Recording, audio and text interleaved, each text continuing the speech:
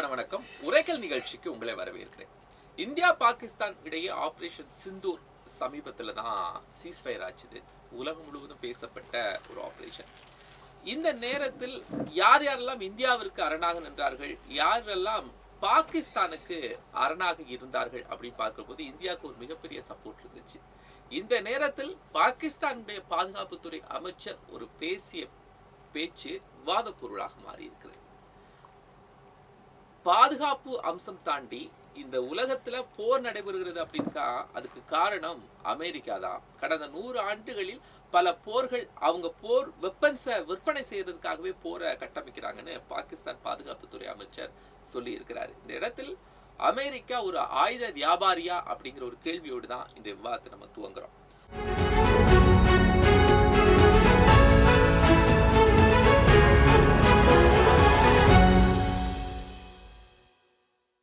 ஆயுத வியாபாரி அமெரிக்கா, பாக் மந்திரி சுளிர் பேச்சு தவறாக தெரிகிறதா?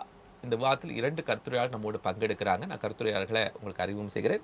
கர்னல் மலையப்பன் மற்றும் அரசியல் விமர்சகர் வாசுதேவன், இருவரை வரவேற்றுக் கொள்கிறேன். வணக்கம். மலையப்பன் சார், இராணுவம் நம்ம போர் எப்படி நடந்துச்சு, அதுக்கான ஆயத்தங்கள் எப்படி இருந்துச்சு, மிகப்பெரிய அளவில் போர் மூலம் அப்படின்னு நடக்கும்போது அது சீஸ்ஃபயர் ஆயிடுச்சு. இப்போ அமெரிக்கா என்ன மாதிரியான நடவடிக்கைகளை மேற்கொள்ளும் அப்படின்னு பாகிஸ்தான் பாதுகாப்புத்துறை அமைச்சர் பேசிய அந்த பேச்சு உண்மையிலேயே அது ஒரு சரியான தகவலா? இது பொய் இல்லைன்னு சொல்லலாம். இப்போ உலக நாடுகள்லாம் அமெரிக்கா, வெஸ்டர்ன் யூரோப்பியன் கண்ட்ரிஸ் எல்லாம் அவங்க மெயினாக லீவ் பண்ணுறது ஒன்று ஆயுதம், மேஜர் ஆயுதம். அடுத்தது ஆயில் இருக்காங்க. ஆயுதம் என்னென்னா, இப்போது ஒரு போர் போடுற காரணமே அவங்களும் ஒரு மேஜர் பார்ட்னு சொல்லலாம். அவங்க ஆயுதம் ப்ரொடியூஸ் பண்ணுறாங்க, அது விற்று சம்பாதிக்கிறாங்க. அதே சமயத்தில் அவங்க டெவலப் பண்ணோம்னா அவங்க யூஸ் பண்ண வெப்பன்லாம் டெஸ்ட் பண்ணணும். ஸோ அவர் பாகிஸ்தான் மினிஸ்டர் சொன்னது ஒரு வகைக்கு நீங்கள் கரெக்டாக தான் எடுத்துக்கணும். அது அமெரிக்காவில் உள்ள ஆயுதத்துலாம் அதே மாதிரி ஜெர்மனி, வேறு ஒரு இடத்துல உள்ளவங்க, நம்ம கண்ட்ரி மேலே சைனா ஸ்பெஷலி இப்போ உள்ளது மெயின் அடி வாங்கினது அமெரிக்கன் வெப்பன்ஸும் சைனீஸ் வெப்பன்ஸ் தான். இது ரெண்டும் அவங்க டெஸ்ட் பண்ணும்போது இப்போ ஒரு சில கருத்து என்னென்னா, இது உண்மையிலே நடந்து இதை நம்ம வின் பண்ணிட்டோம். அடுத்த கருத்து என்னென்னா, அமெரிக்கா நம்ம இந்தியா ரொம்ப முன்னேறிக்கிட்டு இருக்குது, அதனால் இந்தியா இது எப்படி இருக்குது, அவங்ககிட்ட என்ன கேபிட்டல் இருக்குது, என்னென்ன பண்ணுறதுக்காக அவங்க தூண்டி விட்டு டெஸ்ட் பண்ணி இப்போ நம்மகிட்ட இருக்கிறதெல்லாம் பார்த்து அவங்க ஃபர்தர் டெவலப் பண்ணி அதுக்கு மேலே போகலாமான்னு அந்த இதில் இருக்குது. ஏன்னா உலகமே இந்த போரில் என்ன ஆச்சுன்னா, அமெரிக்கா இந்த டிஃபென்ஸ் சிஸ்டம்ஸ், சைனீஸ் டிஃபென்ஸ் சிஸ்டத்தை விட நம்ம S-400 ரொம்ப சூப்பராக ஆயிடுச்சு, அக்யூரேட் ஆகிடுச்சு. அது எல்லா அவங்களோட மிசைல்ஸு எல்லாத்தையுமே அழிச்சு அதுக்கு மேலே போய் அவங்க சிஸ்டம் தாண்டி போய் எல்லா இடத்துலையும் ப்ரிசிஷனாக டெஸ்ட்ராய் பண்ணிட்டாங்க. ஸோ இதிலிருந்து ஒன்று அவங்க இருந்த வெப்பன்ஸை பாகிஸ்தானுக்கு விற்று அதில் பணம் பண்ணாங்க. ஸோ அது இப்போ டெஸ்ட்ராய் ஆகும்போது ஃபர்தர் அவங்க டிமாண்ட் பண்ணாங்க. அடுத்தது நம்ம கேப்பபிலிட்டிஸ் என்னென்ன இருக்குதுன்னு பார்த்து அதை கவுண்டர் பண்ணுறதுக்கு ஆக்ட் பண்ணுறது. இது ஒரு தாட் இருக்குது, இது கன்ஃபார்ம் தாட் இல்லை. பட் எப்போ என்ன இருந்தாலும் ஒரு இஷ்யூன்னா 2 இருக்கும். ஒரு சைடு 2 சைடு, 2வது சைடு இருக்கும். இதுவும் ஒரு சைடு. இந்த மாதிரி தாட்ஸ் போயிட்டு முதல் குரலை அமெரிக்கா கொடுக்குது, ஆனா ஆயுதங்களே அவங்க தான் கொடுக்குறாங்க அப்படிங்கிற அந்த பகிரங்க குற்றச்சாட்டு இருக்குல்ல, இது அமெரிக்காவை குற்றவாளி கூண்டில் ஏற்றுற மாதிரில இருக்கு. இது குற்றவாளின்னு சொல்ல முடியாது. பாலிட்டிக்ஸில் எவ்ரி திங் இஸ் கரெக்டு சொல்லுவாங்க ஒரு இங்கிலீஷில், in love and war everything is fair. இது ஆல்மோஸ்ட் வார் தானே. ஒன்று கன்வென்ஷனல் வார் இப்போ நடந்த மாதிரி, அப்படி இல்லைன்னா எக்கனாமிக் வார். இது ரெண்டும் சேர்ந்தது. எக்கனாமிக்கலி வார் ஆல்சோ, கன்வென்ஷனல் வார் ஆல்சோ. கொடுக்குற மாதிரி கொடுத்து கெடுக்கிற மாதிரி அமெரிக்காவுக்கு சைனா இது பாகிஸ்தானுக்கு பண்ணிக்கிட்டு இருக்கிறாங்க அந்த இதில். ஸோ இதையும் திங்க் பண்ணி ஆல்ரெடி இப்போ ஒரு கண்ட்ரியும் இன்டெலிஜென்ஸ் இருக்கும். ஸோ மெனி சர்க்கம்ஸ்டன்சஸ் எல்லாம் பார்த்து அவங்க நினச்சிருப்பாங்க, எஸ் தேர் இஸ் இதுக்கு உண்மை இருக்குது அப்படின்னு ஒரு அளவுக்கு வந்திருப்பாங்க. இன்னொரு செய்தின்னு சொல்கிறாங்களா, பாகிஸ்தான் இந்தியாவோடு மோதுறதுக்கு பின்புலத்தில் இருக்கக்கூடியது அமெரிக்கா தான் அப்படிங்கிற ஒரு செய்தியை இந்தியாவுக்குடைய காதலியும் சொல்கிறாங்க. உண்மைதான். அதுவும் நான் தான் ஆல்ரெடி சொன்னேனே, இதெல்லாம் வந்து அவங்களுடைய நம்ம எக்கனாமிக்கலி ரொம்ப போய்கிட்டு இருக்கிறோம். அது சைனாவுக்கு அது பிடிக்கவே இல்லை. சைனாக்கும் பிடிக்கல. சைனாவுக்கு பிடிக்கவே இல்லை. அப்போ அமெரிக்கன் எக்கனாமிக் பாலிசினால் என்னாச்சுன்னா, சைனாவில் இருக்கிற கம்பெனிஸ் எல்லாம் வந்து வெளியே வர்றாங்க. வெளியே வரும்போது எங்கே பண்ணலாம்? இந்தியா பெஸ்ட் கண்ட்ரி, அதுக்கு அடுத்தது சிங்கப்பூர், மலேசியா அந்த மாதிரி இருக்குது. ஒரு 80% ஆஃப் த கம்பெனி இந்தியாவுக்கு வர்றதுக்கு ஆசைப்பட்றாங்க. ரீசன் என்னென்னா கண்டிஷன், அவைலபிலிட்டி, அப்புறம் வந்து ரேட்ஸ் எல்லாம் ரொம்ப, materials availability, cost of labour, technological know very top கிளாஸாக இருக்குது. ஸ்பெஷலி லைக் சென்னைன்னு சொல்கிறாங்க, தமிழ்நாடுன்னு சொல்கிறாங்க, சென்னை டெட்ராய்டு ஆஃப் ஏஷியான்னு சொல்கிறாங்க. அதே மாதிரி ஐடி கம்ப்யூட்டரில் முன்னேறி இருக்கும். அதுக்கடுத்தது பெங்களூர் இருக்குது, ஹைதராபாத் இருக்குது, பூனே இருக்குது. இதெல்லாம் ரொம்ப ஹைலி டெவலப்ட் சிட்டிஸ்.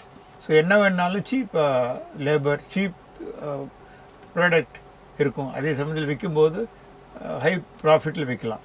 லைக் இப்போ வந்து ஐஃபோன்ஸு எல்லாம் ஆப்பிள்லாம் வந்து இந்தியா, சாம்சங்லாம் வந்து சென்னையில் தான் உலகத்துக்கே சப்ளை பண்ணுற அளவுக்கு ரொம்ப டாப் கிளாஸ் இருக்குது.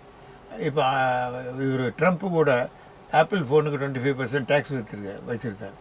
அப்படி போட்டாலும் அங்கே போகும்போது ஸ்டில் அவங்க நிறைய ப்ராஃபிட் இருக்கும். ஸோ இப்படி எக்கனாமிக்கல் டெவலப் ஆகும்போது சைனாவுக்கு தாங்கலை. நீங்கள் கூட நேற்று பார்த்துருப்பீங்க, India 4th top most economic லெவல்லேருந்து இப்போ 3rd வந்துருச்சு. இதெல்லாம் பிடிக்கல. இது இப்படிலாம் வந்தால் என்னாச்சு, சைனா வந்து நம்ம நோண்டிக்கிட்டே அவங்க வந்து அவங்க உள்ள அரசியல்வாதிகள் டாப்பில் வந்துக்கிட்டு இருக்கணும். இப்போ இந்தியா முன்னேறதை பார்த்து சைனாவுக்கு ரொம்ப பிடிக்கல. அதே சமயத்தில் பக்கத்தில் இருக்கிற பாகிஸ்தான் காஷ்மீரை வச்சு ஆடிக்கிட்டே இருந்தாங்க, அவங்களுக்கு பிடிக்கல. அமெரிக்கா வந்து என்ன, அங்கே எல்லாத்தையும் துரத்துறது என்ன, மெயின்லி அடிபடுறவங்க நம்ம 7 லட்சம் பேர் நம்ம எம்ப்ளாய்மெண்ட் இருக்குது, மோர் இன்டெலிஜென்ட், எல்லா டாப் மேன் என்ன அமெரிக்கா வந்து சுந்தர் பிச்சை இது மாதிரி எல்லாம் உள்ளவங்களாம் இந்தியன்ஸ். ஸோ இதெல்லாம் பார்க்கும்போது இப்படியே விட்டுக்கிட்டே இருந்தால் ஒரு நாள் அமெரிக்காவே சேலஞ்ச் பண்ணுற அளவுக்கு வந்துடுவாங்க. எக்கனாமிக்கலி சேலஞ்ச் பண்ணி இம்மிடியட் முடியாட்டியும், பட் ஓவரால் வந்து நேம் வந்து போயிடுச்சு. அது இந்த இந்த ரீசெண்ட் வாரில் அமெரிக்கன் எக்யூப்மெண்ட்டே டவுன் பண்ணிட்டோன்னே அவங்க எல்லா வேலையும் பண்ணுவாங்க. ஸோ பாலிடிக்ஸில் வந்து நிச்சயம் சான்சஸ் இருக்குது. ஸோ அமெரிக்காவை காட்டி கொடுக்கணும் அப்படிங்கிறது சைனா சொன்ன செய்தியாக இருக்குமா பாகிஸ்தானுக்கு? சைனாவை காட்டி கொடுக்கல, ஆனால் அமெரிக்கா தான் எல்லாத்துக்கும் காரணம்னு சொல்கிறாங்கல்ல. அது வந்துங்க அரசியலில் வந்து யார் எந்த பக்கம் என்ன பண்ணுறாங்களோ அது இது இராணுவ அரசியல். இராணுவம் என்ன பேசுகிறதெல்லாம் அரசியல்வாதி தானே. இராணுவத்துக்கு உள்ளே நடக்கிறது நம்ம டைரெக்டாக வெளியே வரக்கூடாது. இப்போ கூட சொல்லுவாங்க இராணுவத்துக்கு ஃப்ரீ ஹேண்டு கூட கொடுத்துருன்னு சொல்லுவாங்க. ஆனால் கண்ட்ரோல் மேலே தானே, டெய்லி கான்ஃபரன்ஸ் போட்டு அது போட்டு இன்ஸ்ட்ரக்ஷன். இராணுவம் வந்து 2 இராணுவம் ப்ரொஃபஷனலி அவங்க கரெக்டாக பண்ணுவாங்க. ஆனால் நம்மக்கிட்ட வந்து மைண்ட் யூஸ் பண்ணுறது, எக்யூப்மெண்ட் இதெல்லாம் ரொம்ப டாப் கிளாஸாக இருக்குது. அதே சமயத்தில் இராணுவ வீரர்கள் பாகிஸ்தான்காரங்களும் ஓரளவுக்கு இருந்தாலும், பட் அவங்களுக்கு இந்த மாதிரி ரிசோர்ஸஸ், மைண்டு, பெர்மிஷன் இது கிடையாது. அதனால தான் இருக்குது. ஸோ இராணுவம் அவங்க வேலையை பெர்ஃபெக்டாக செய்வாங்க. வாசுதேவன் சார், அமெரிக்காவை பாகிஸ்தான் பாதுகாப்புத்துறை அமைச்சர் குற்றம் சுமத்தினதை எப்படி பார்க்குறீங்க? அமெரிக்கா குறித்த கருத்தை எப்படி பார்க்குறீங்க? இது வந்து எனக்கு புதுசே கிடையாது. கிட்டத்தட்ட ஒரு 40 வருஷமா நாம இதை சொல்லிட்டு தான் இருக்கோம்.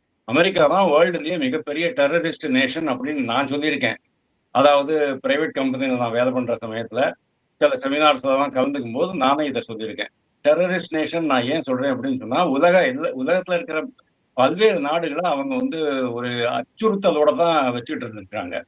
இதுக்கு வந்து காரணம் கிட்டத்தட்ட 100 வருஷமா அந்த குவாஜா ஆசிப் சொல்றாரு, கிட்டத்தட்ட 100 வருஷமா அவங்க வந்து இதே தான் பண்ணிட்டு இருக்கிறாங்கன்னுட்டு. ஒரு நாடு 100 வருஷமா உலக அளவுல ஆயுத சப்ளை பண்ணிக்கிட்டு உலகத்தினுடைய அந்த ஆயுத மார்க்கெட்டையே கண்ட்ரோல் பண்ற அளவுக்கு இருக்காங்கன்னு சொன்னா அது ஒரு மிகப்பெரிய சாதனையா தான் நம்ம பார்க்கணும். இன்னைக்கு கூட சொல்றேன், 2024 புள்ளி விவரப்படி உலக அளவுல வர்த்தகம், அதாவது ஆயுத வர்த்தகத்துல 43% அமெரிக்கா தான் கொடுத்துக்கிட்டு இருக்கு. அதுக்கு அடுத்தது யாரு தெரியுமோ? பிரான்ஸ் 9.7%. அதே மாதிரி கடந்த ஒரு 5 இயர்ஸ்ல அமெரிக்காவுடைய அந்த ஆயுத மார்க்கெட் வந்து 24% அதிகரிச்சிருக்கு. வேற இவங்களோடது ருஷ்யாவோடது ஆயுத மார்க்கெட்டு 67% குறைஞ்சிருக்கு அப்படிங்கிறது நீங்க பார்க்கணும். அப்போ யாருடைய ஆயுதங்கள் வந்து உலக அளவுல விரும்பப்படுகிறது, வாங்கப்படுகிறது அப்படிங்கறத நீங்க பார்க்க முடியும். இதுக்கு ஒரு சின்ன ஹிஸ்டாரிக்கல் பேக்ரவுண்ட் தரேன். 1911, 19 அந்த காலகட்டத்துல அந்த முதல் வேர்ல்டு வார்ல தான் பெரிய ப்ராப்ளம்ஸ் இருக்குல்ல. 2வது வேர்ல்டு வாருக்கு அப்புறமா தான் அமெரிக்கா வந்து உலக அளவுல ஒரு மிகப்பெரிய வல்லரசாக மாறியது. அவங்க கிட்ட ஆட்டம் பாம் இருந்தது. அவங்க ஃபர்ஸ்ட் ஆட்டம் பாம் போட்டுட்டாங்க. First and only use of atom bomb was by America in Hiroshima Nagasaki.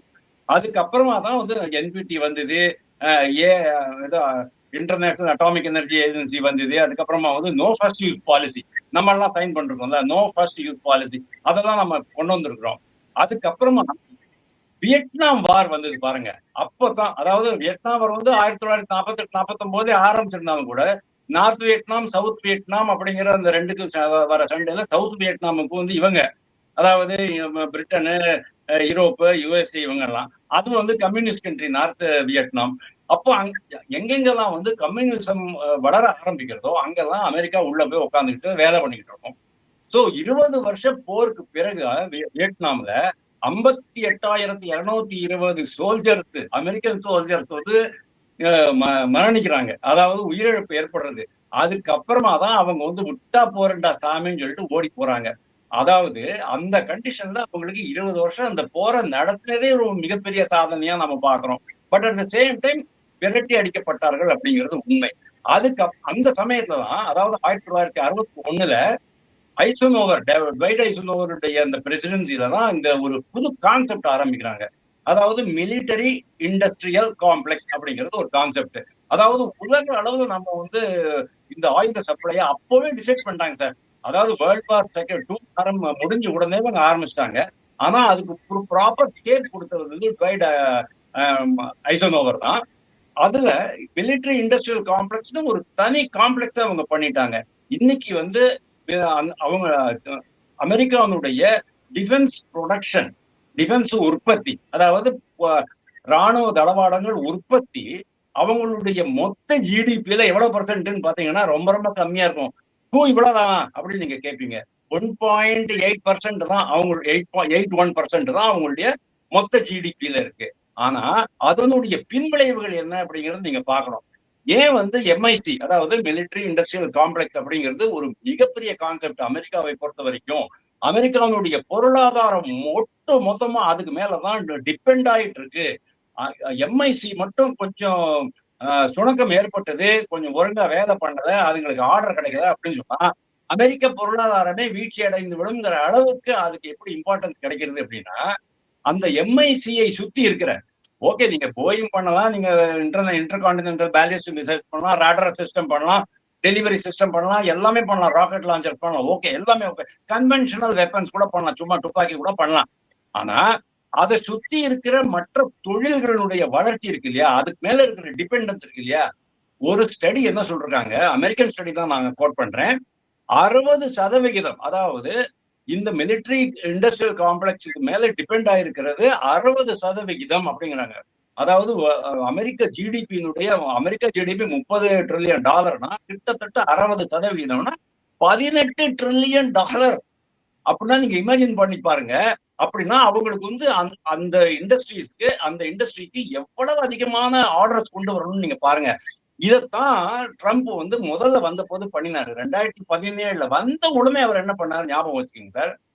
First Saudi அரேபியாவுக்கு போனாரு, ஒரு மிகப்பெரிய டீல் போட்டாரு. எவ்வளவு பெரிய டீல் தெரியுமா சார்? சொன்னா அசந்து போயிடுவீங்க. $110 பில்லியன் சவுதி அரேபியா டீல் போடுறது அவங்க கூட. அதுக்கப்புறமா தொடர்ச்சியா அவங்க அதையே தான் பண்ணிட்டு இருக்காங்க. எந்த அட்மினிஸ்ட்ரேஷன் வந்தாலும் சரி சார், டெமோக்ராட் ஆகட்டும், ரிபப்ளிக் ஆகட்டும், இவங்க எப்பவுமே அந்த மிலிட்டரி இண்டஸ்ட்ரியல் காம்ப்ளெக்ஸ ரொம்ப லைவ்லியா துடிப்போட வச்சுக்கிறதுக்கு அவங்க வந்து முயற்சி பண்ணுவாங்க. அதுதான் அவங்களுக்கு வந்து இதுக்கு வந்து 2 காரணம். அது அவங்களுடைய லைஃப் லைன் அப்படின்னு நீங்க வச்சிருந்தாலும் கூட அதை சஸ்டெயின் பண்றதுக்கு 2 காரணங்கள் இருக்கு. ஒண்ணு, சோவியத் யூனியன் உடஞ்சு போச்சு, ருஷ்யா வந்து போயிடுச்சு, அதனால இன்னைக்கு ஒரே ஒரு வல்லரசு நாடுதான். இப்போ உலகத்தை கம்ப்ளீட்டாவே நம்ம கண்ட்ரோல் பண்ண முடியும் அப்படிங்கிற ஒரு தைரியம். 2வது இது என்ன காரணம் என்ன அப்படின்னா, அவங்களுக்கு இருக்கிற, அதாவது அவங்களுக்கு ஒரு இன்னேட் த்ரெட் பெர்செப்ஷன் அப்படிம்பாங்க இல்லையா, அதாவது அவங்களுடைய ஒரு பரநோயா அப்படிம்பாங்க இல்லையா, அதாவது மனசுக்குள்ள ஆழ்ந்து கிடக்கிற ஒரு அச்சம், நம்ம மேல தாக்குதல் நடத்தப்படுமா அப்படிங்கிற அந்த த்ரெட் பெர்செப்ஷன் இருக்கிறதுனால அவங்க வந்து இந்த ஆயுத சப்ளை வந்து தொடர்ச்சியா வச்சுக்கணும்னு ஆசைப்படுறாங்க. சார் கண்டினியூ பண்ணட்டுமா? இல்ல நான் இப்போ ஒரு விஷயம் மட்டும், இத அமெரிக்காவுக்கு எதிராக பாகிஸ்தான் இப்ப வெளிப்படுத்த வேண்டிய தேவை ஏன் ஏற்பட்டுச்சு? ஒருவேளை பாகிஸ்தான் மக்களிடம் நாங்க ஒன்றும் செய்யல இந்தியாவுக்கு எதிரா, எல்லாமே அமெரிக்காவுடைய தூண்டுதல் பேர்ல தான் நடந்துச்சு அப்படின்னு அந்த அந்த நாட்டு மக்களுக்கு ஒரு ஒப்புதல் கொடுக்கறது மாதிரி இருக்கா அந்த பேச்சு? எதுக்காக இந்த பேச்சு இப்போ வந்துச்சு? இல்ல, ஆக்சுவலி வாஜா ஆசிப் வந்து இப்ப மட்டும் இல்ல, இதுக்கு முன்னாலே கூட அடிக்கடி உலகில் இருக்காருங்க பார்த்திருக்கோம் நம்ம. அமெரிக்கா தான் அந்த டர்ட்டி ஒர்க் பண்றது, 30 வருஷமா நாங்க அமெரிக்காவுக்கு இந்த டர்ட்டி ஒர்க்கை பண்ணிட்டு இருக்கோம் அப்படின்னு சொன்னாரு. இன்னைக்கு ஒருபடி மேல பட்டிது. ஆனா இந்த ஆடியோ வந்து அன்டேட்டட் ஆடியோ அப்படின்னு தான் நான் நினைக்கிறேன். ப்ராபபிளி அந்த சேனல்ல கொடுத்த ஆடியோவா தான் இருக்கணும்னு நினைக்கிறேன். ஏன்னா அவருடைய ஷர்ட் கலர், அவருடைய ஹேர் ஸ்டைல் எல்லாம் பார்க்கும்போது எனக்கு அப்படிதான் தோன்றது. இது வந்து இப்போ ஒரு பார்க் தான் வெளியில வந்திருக்கு அப்படிங்கிற மாதிரி நான் பார்க்க, பிகாஸ் நான் வந்து அந்த ஃபுல் வீடியோ பார்க்க முடியல சார். ப்ராபபிளி இது அதே சமயத்துல பண்ணியிருக்காரு. why he has chosen this time அப்படின்னா, சீனாவை இது பண்றதுக்காக, அதாவது சீனாவை இவங்க வந்து பிளக்கேட் பண்ணி ஆகணும். பொலிட்டிக்கலி அவங்களுக்கு 2 விஷயம் இருக்கு சார். ஒண்ணு, உள்நாட்டுல வந்து மக்களை திருப்தி பண்ணணும். அதே சமயம் இந்தியாவுக்கு ஒரு மெசேஜ் அனுப்பணும். நீங்க வந்து சார்ட்ட மலையப்பன் சார்ட்ட கேட்டீங்க, அவர் ரொம்ப அழகா சொன்னாரு. இந்தியாவுக்கு அவங்க என்ன மெசேஜ் அனுப்புறாங்க அப்படின்னு சொன்னா, இந்தியாவும் அமெரிக்காவும் என்னதான் நம்ம வந்து அப்பப்போ இந்த டாரிஃப் வார் பண்ணிக்கிறோம், ஹார்லி டேவிட்சன் பத்தி பேசிக்கிறோம், என்னது மனித உரிமை மீறல் பத்தி பேசுறோம், அதெல்லாம் பண்ணினாலும் கூட அமெரிக்காவுக்கும் இந்தியாவுக்கும் இருக்கிற அந்த பொருளாதார உறவு, ராஜதந்திர உறவு வந்து ரொம்ப ஸ்ட்ராங்கா இருக்கு. அமெரிக்கா வந்து பாகிஸ்தானை நாடுவதை விட இந்தியாவை தான் அதிகமாக நாடுகிறதுங்கிறது அவங்களுக்கு தெரியும். அப்போ பாகிஸ்தானுடைய மக்களை சமாதானப்படுத்துறதுக்காக பாகிஸ்தான் இந்தியாவுக்கும் பாரதத்திற்கும் இடையே ஒரு வெட்ஜ், அந்த உறவில ஒரு விரிசல் ஏற்படுத்த முடியுமா அப்படிங்கிறது கூட அவங்க வந்து ட்ரை பண்ற மாதிரி இருக்கலாம். பட் இதனாலதான் வந்து பாகிஸ்தான்காரங்களுக்கு என்ன லாபம் அப்படிங்கிறது தெரியல. அவங்க பணம் கொடுத்தாங்கன்னா அவங்க கொடுத்துட போறாங்க. இப்ப கூட பாருங்கன்னா 28,120 கோடி ரூபாய் அவங்களுக்கு வந்து 1 பில்லியன் US டாலருக்கு அவங்களுக்கு கிடைச்சிருக்குது. அதாவது பாகிஸ்தான் பணத்துல 20,000 சில்லற கோடி. அதுல கிட்டத்தட்ட 14,000 கோடி சீனாக்காரன் வாங்கிக்குவான், 14,000 கோடி அமெரிக்காக்காரன் வாங்கிக்குவான். இன்னும் நான் சப்ளை பண்றேன் ஆயுதங்கள் அப்படின்னு தான் சொல்லுவான். ஆனா ப்ராப்ளம் என்ன அப்படின்னு சொன்னா, இன்னைக்கு வேர்ல்டு லெவல்ல அமெரிக்க ஆயுதங்களை விட பாரதத்தினுடைய ஆயுதம் இன்னும் சீப்பா கிடைக்கிறது ஒண்ணு, அதை விட இன்னும் பயங்கரமான ப்ரெசிஷன்ல இருக்கு அப்படிங்கறத நாம இந்த ட்ரிப் நிரூபிச்சிட்டோம். கர்னல் மலையப்பன் சார், பாகிஸ்தான் மந்திரியுடைய இந்த பேச்சை நம்ம சரியான புள்ளியில் எடுத்துக்கிறதா இல்லை தவறாக நமக்கு புரியுதா? இது வந்து சரியாகவும் எடுத்துக்கூடாது, தவறாகவும் எடுத்துக்கூடாது. இந்த சமயத்தில் வந்து ஏன்னா இது வந்து ஒரு இன்ஸ்டிகேஷன் மாதிரி இருக்கும், தூண்டி விடுதல் மாதிரி கூட இருக்கும். ஏன்னா பாகிஸ்தானோட எக்கனாமி வந்து ரொம்ப வீக் ஆயிடுச்சு. இந்த ரிவர் வாட்டர்லாம் ஸ்டாப் பண்ணிட்டாங்க. அதனால் அக்ரிகல்ச்சர் ப்ரொடக்ஷன் ரொம்ப அஃபெக்ட் ஆயிடுச்சு. ஸோ அவங்க டவுன் ஆவாங்க. இப்படி அமெரிக்காவை ஒரு வேளை சொல்லி அதனால் கொஞ்சம் பெனிஃபிட் அடையலாமான்னு அது மாதிரி சொல்கிறது கூட சான்ஸ் இருக்குது. அதே சமயத்தில் அமெரிக்காவோட ஒரு வார்னிங், நாங்கள் உங்கள் மேலே இது இல்லை, ஸோ எங்களுக்கு நிறைய உதவி கொடுங்க, அந்த மாதிரி கூட பார்க்கலாம். அதுவும் இல்லாமல் அமெரிக்காவுக்கும் சைனாவுக்கும் ரொம்ப கிளாஷாக போய்கிட்டே இருக்குது, ரேஸ் போகுது. அப்படி இருக்கும்போது அமெரிக்காவுடைய அந்த தன்மையை உலக நாடுகளுக்கு மத்தியில் பட்டவர்த்தனமாக போட்டு உடைக்கிற மாதிரி ஒரு செயலை தானே பாகிஸ்தான் செஞ்சுருக்கு. அப்போ எப்படி அமெரிக்காவோட ஏதோ நட்பு அப்படிங்கிறீங்க? இல்லை, நட்பு இல்லை. அதாவது ஒருத்தனை வந்து ஃப்ரெண்டாக இருக்கிறவங்க கொஞ்சம் தள்ளி போகிறான்னா அவனை புல் டவுன் பண்ணுறதுக்கு ஒரு ஸ்டேட்மெண்ட் விடுறது, அப்புறம் சைனாவை திருப்திப்படுத்துறதுக்கு அமெரிக்கா பற்றி சொல்கிறது. இது வந்து பாலிடிக்ஸில் எது வேணாலும் எப்போ வேணாலும் சொல்லுவாங்க. ஒரு டவுன் பண்ணிட்டு. மலையப்பன் சார், இந்த வேர்டை எப்படி புரிஞ்சுக்கிறீங்க? இந்த வேர்டு வந்து டைசி, 2 பக்கமும் தான். ஓகே, ஒரு 2 பக்கமும் ஃப்ரெண்ட்லி டோன் எடுக்கிறதுக்கா இல்லை ஒருத்தரை மிரட்டுறதுக்கா? போத். மிரட்டுற நம்ம இருந்து ஓவரா இந்தியா பக்கம் போனீங்கன்னா நான் இன்னும் வெளிப்படுத்துவேன் அப்படிங்கிறதா? அது மாதிரி இல்லை, ஒரு ஃபேவர் சைனாகிட்ட இருந்து ஃபேவர் வாங்கி அதே சமயத்தில் இந்தியாவுக்கு சப்ளை பண்ணாத அளவுக்கு பண்ணுற மாதிரியோ இல்லையா, அவங்கள த்ரெட் பண்ண முடியாது. அமெரிக்கா வந்து டைரக்டா அமெரிக்காவை த்ரெட்ல இந்த வார்த்தைகள் வெளிப்படுத்துறது அந்த நாட்டினுடைய இறையாண்மையை கொஸ்டின் பண்ற மாதிரி தானே. That means you are there only for weapons. மற்ற நாடுகளில் போர் நடக்குதுன்னா அமெரிக்கா தான் காரணம் அப்படிங்கிற வார்த்தை இருக்கு இல்லையா? இது வந்து தெரிந்த சொல்லாத வார்த்தை. எஸ், சொல்ல அஞ்சிய வார்த்தை. மற்ற நாடுகள் வெளிப்படையாக வாசுதேவன் சார் சொன்ன மாதிரி தான் பல இடங்கள்ல பேசி இருக்கிறோம். பட் டெலிபரேட்டா யாரும் பேச அஞ்சிய வார்த்தை. ஆனா அந்த தைரியம் எப்படி வந்துச்சு? அந்த தைரியத்தை எப்படி அவர் டிஃபென்ஸ் மினிஸ்டர் அது என்ன சொன்னார்னா, அவர் எக்ஸ்டம்போ சொல்லியிருக்கலாம், ஆர் ஃப்ரஸ்ட்ரேஷனில் சொல்லியிருக்கலாம், ஆர் எக்ஸ்பெக்டேஷனில் சொல்லியிருக்கலாம். அது வந்து இன்னும் வர வர போக போக பார்க்கும்போது தான் தெரியும். எக்ஸ்பெக்டேஷன் மீன்ஸ் அது எப்படி சைனாவுடைய எக்ஸ்பெக்டேஷனா? சைனாட்டிருந்து அவங்க எக்ஸ்பெக்ட் பண்ணுறாங்களா? அவங்க நினச்சிக்கலாம், ஓ இவங்க கொஞ்சம் பாகிஸ்தான் வந்து அமெரிக்காவுக்கு எகென்ஸ்ட் அவங்க அவ்வளோ கோடியில் ரிலேஷன் கிடையாது. ஸோ என்ன அவங்கள வந்து நம்ம பக்கம் இழுக்கிறேன்னா என்ன பண்ணணும், நிறைய ஹெல்ப் பண்ணுங்க, எய்டு கொடுங்க, அம்யூனிஷன், அப்புறம் இந்தியாவை தூண்டிக்கிட்டே இருங்க. இதெல்லாம் பாலிட்டிக்ஸில் டபுள் சைடில் தூண்டுறது, அந்த மாதிரி பார்க்குறேன் நான். இதுக்கு முன்னாடி பாகிஸ்தான் சீஸ்ஃபயர்னு சொல்லும்போது 2 நாடுகள்கிட்டையுமே நாங்கள் பேசினோம். இந்திய பிரதமர் நட்புக்குரியவர், பாகிஸ்தானுடைய பிரதமர் த கிரேட்டஸ்ட் பர்சன், இப்படிலாம் நிறைய சொல்லி அதில் குறிப்பாக சொன்னது உங்களோட பொருளாதார உறவுகள் எல்லாம் நாங்கள் நிறுத்திக்கொள்வோம், அப்படிலாம் நாங்கள் த்ரெட்டனிங் பண்ணோன்னு அமெரிக்க அதிபர் தன்னுடைய எக்ஸ்தலத்தில் போட்டிருந்தார். அதுக்கான ஒரு கவுண்டர் மெசேஜாக இதில் ஏதாவது புள்ளி இருக்குதா? சான்ஸ் இருக்குதா? ஏன்னா ட்ரம்ப் சொன்னது, அவரோட ஆக்ஷன், அவர் பண்ணுற இதெல்லாம் கூத்துக்கெல்லாம் பார்க்கும்போது கொஞ்சம் ட்ராமேட்டிக்காக இருக்குது, நாடகமாக இருக்குது, ப்ளஸ் அன்பிலீவபிள், ப்ளஸ் ஓவர் டூயிங்காக இருக்குது. ஸோ இதெல்லாம் வந்து ஒரு சம் கால்குலேட்டட் ஸ்டெப்ஸ் எடுத்திருக்கிறாங்கன்னு நினைக்கிறேன் நான். எதனால ஏன் இப்படி பண்ணி ட்ரம்ப் போடுற அடக்கிறது. இப்போ பார்த்தீங்கன்னா எது எடுத்தாலும் ட்ரம்ப் வந்து 25%, 20% வரி போடுறாரு. அதே சமயத்தில் அந்த ஆக்ஸ்ஃபோர்டில் வந்து அவங்க ஹார்வர்ட்ஸில் வந்து 23% ஆஃப் த டேக்ஸ் கட் பண்ணியிருக்காரு. இதெல்லாம் பார்க்கும்போது ஒரு செக் வைக்கிறது கூட, ஒரு ஸ்லைட் ப்ரிக் கொடுக்கலாம்னு கூட பண்ணியிருக்கலாம்.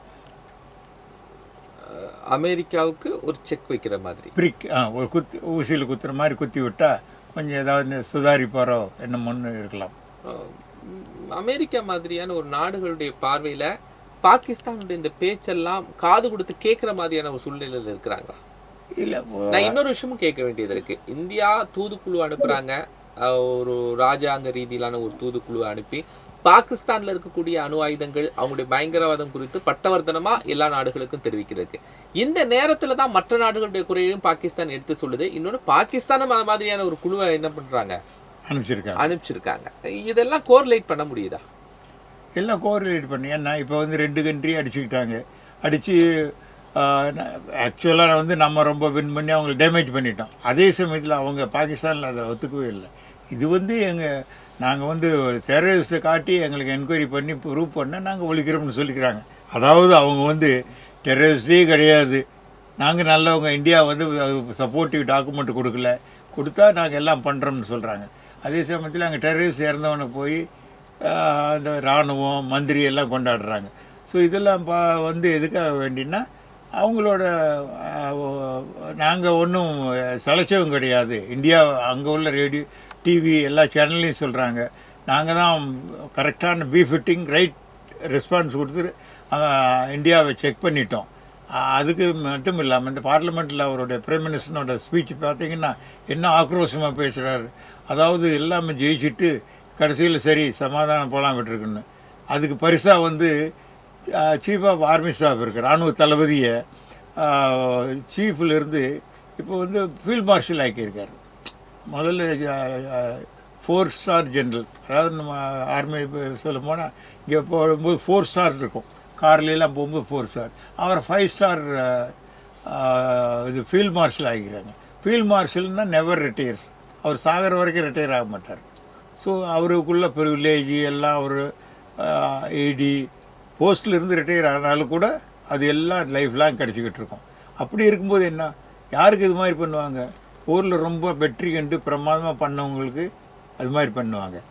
அது எதுக்காக பண்ணியிருக்காங்கன்னா, தோத்தாலும் ஆனால் மக்களுக்கு காட்டணும், மக்களுக்கு வந்து ஸோ அந்த கான்ஃபிடன்ஸ் வெற்றியை போச்சு, சொல்லணும் அப்படிங்கிறது. கான்ஃபிடன்ஸ் போயிடும், அப்புறம் இன்டர்னல் ப்ராப்ளம் வந்துடும். அதுக்காக அப்படி பண்ணியிருக்காங்க. ஸோ அதனால் அவங்களோட டாக்டிக்ஸ் இதெல்லாம்.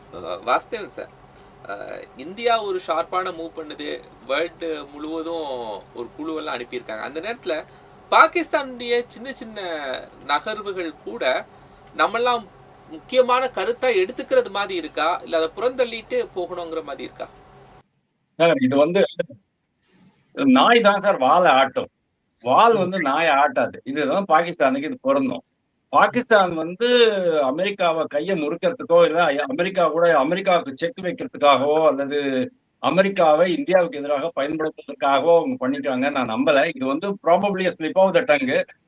ப்ராபப்ளி அதான் அந்த இது பாகிஸ்தான் பாராளுமன்றத்தில் அந்த எம்பி கூட சொன்னாங்க, உங்களுக்கு இங்கிலீஷ் தெரியாதுன்னா ஏங்க இங்கிலீஷ் சேனல் போயிட்டு இன்டர்வியூ கொடுக்குறீங்க, பேசாம வீட்டுல உட்கார்ந்து இருக்க வேண்டியதானே அப்படின்னு கேட்டாங்க.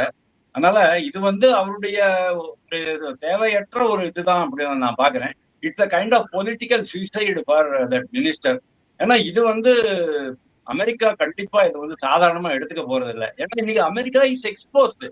எங்க நம்ம வந்து சகாய் ஹில்ஸ்லயும் கிரானா ஹில்ஸ்லயும் முன்பக்கம் பின்பக்கம் போட்டு தள்ளிட்டோமோ அதுக்குள்ள யாரு என்ன வச்சிருந்தாங்க, அந்த கட்டமைப்பு யாரை பண்ணினாங்க, அமெரிக்கா தானே பண்ணி கொடுத்தது. அதனால அமெரிக்கா ஸ்டாண்ட்ஸ் எக்ஸ்போஸ் டுடே. அமெரிக்காவுடைய உண்மையான ஸ்வரூபம். பாகிஸ்தான் வந்து சொல்லிக்கிட்டு இருந்தாங்க எங்ககிட்ட இஸ்லாமிக் பாம் இருக்கு நாங்க போட்டுருவோம் அப்படின்னுட்டு.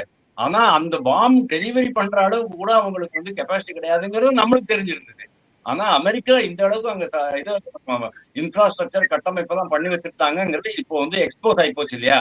இப்போ அமெரிக்கா கூட மற்ற நாடுகளினுடைய எதிர்ப்பை சமாளிக்க நேரும். அப்படிங்கும் போது என்ன ஆகும், அமெரிக்கா வந்து இந்தியா கூட இந்த ஒரு ஸ்டேட்மெண்ட்னால பாகிஸ்தானை விட இந்தியா தான் சார் மிகப்பெரியது. ஏன்னா பாகிஸ்தான் மாதிரி 8 மடங்கு மிகப்பெரிய பொருளாதாரம் நம்மளோடது, மிகப்பெரிய சந்தை.